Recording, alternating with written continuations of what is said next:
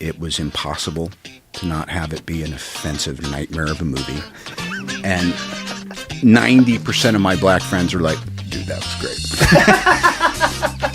I don't believe you people. Huh? What do you mean, you people? This is one of the funniest movies of all time. What do you mean, you people? Huh? It pushed the boundaries of satire and wasn't afraid to make slap at things people would find offensive. You make me happy. But boy, was it one of the riskiest movies to ever make. He says Kirk Lazarus is a, quadrillion-time Oscar winner, and he's really self-important, and he undergoes a controversial procedure. To color his skin? Yes, to play African-American Army sergeant. And I said, wait a minute, hold on. Mm-hmm.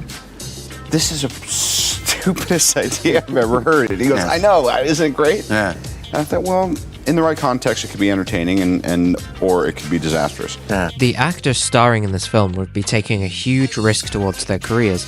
Nobody at the time knew how the film would be received by audiences. This was especially true for Ben Stiller and Robert Downey Jr. The film was so outlandish and came out at a time when no other film dared to do the things it did.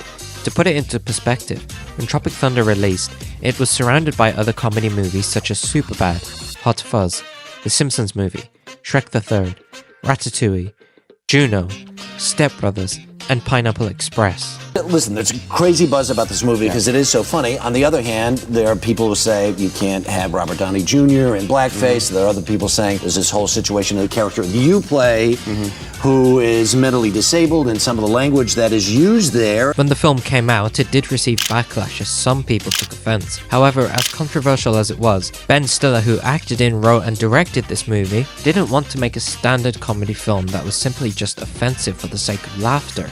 He wanted to make a point, and that point was to show audiences around the world what Hollywood and its actors were actually like. Hey, Les, I understand if you're angry, but I am dealing with a bunch of prima donnas, clowns!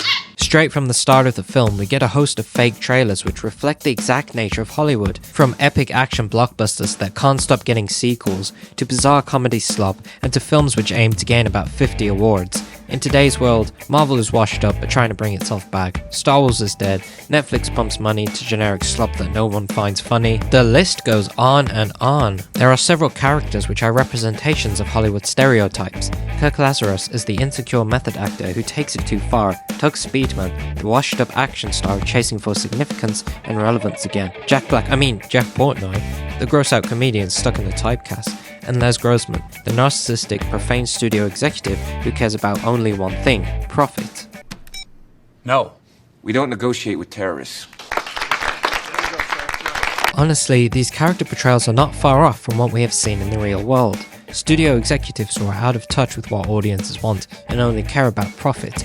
Actors who are narcissistic, driven by the image they have of themselves and their own ego, who want to make political statements online. For instance, it has become common knowledge now that whenever these four actors are in a movie, audiences know to avoid that film. They are typecast for films that are badly written slops, made to pass the time and expand the library of whichever streaming service you're subscribed to.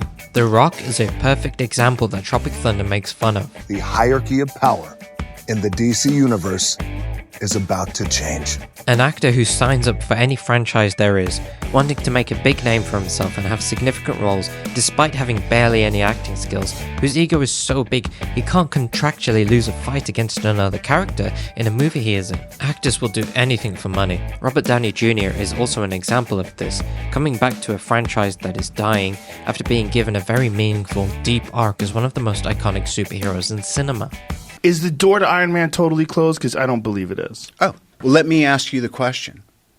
If I pick the jersey back up and put it on, wouldn't you feel a little bit like, oh, no. crap? No. Oh. Here's what I think. All right. They go through a few semi-lackluster Avengers movies without you. When making the film, Ben drew on his own personal experience from working in Hollywood. Mm-hmm. Like the movie mogul played by Tom Cruise and the agent played by Matthew McConaughey. Yeah. And characters like that normally doesn't come out of nowhere. Have you met people like this in the past? Well, sure. I mean, that's, the whole movie is sort of, this world of making movies and agents and studio heads. It's all like part of the business that we work in. So I think on that level, all of us, the actors in the movie, have experienced people like that, and I think we're taking from our own experiences and creating those characters. I know I was in the writing of the movie and trying to have fun with that, and it's a side of the business that a lot of people don't see, but I think also people are so familiar these days with the making of movies and behind the scenes shows and all that there's sort of a familiarity with that also. Attacking Hollywood was a risk these actors were willing to take, and despite some of the backlash it received, the film remains relevant to this day. However, can a film like this be done again? Do you think that you could do Tropic Thunder today? Would that be possible? Oh, you could do it. I believe that if it was made today, it would receive a much bigger backlash due to the way the world has changed since 2008. There would be even more outrage for someone saying the R word and someone playing a character of a different race. For 400 years, that word has kept us down.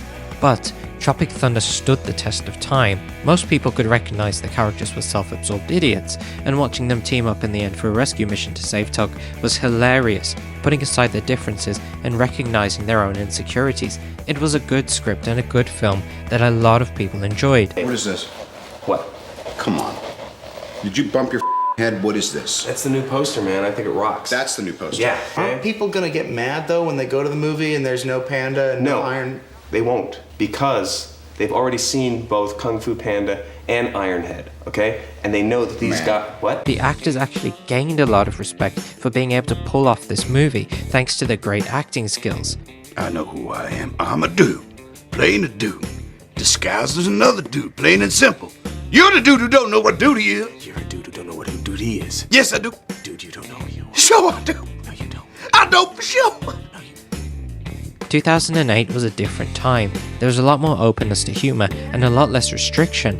In a world where comedy now often feels like it's walking on eggshells, Tropic Thunder is a reminder of when satire could hit hard, make you uncomfortable, and still be hilarious. It wasn't afraid to offend if it meant making a sharper point, and that's what made it so memorable.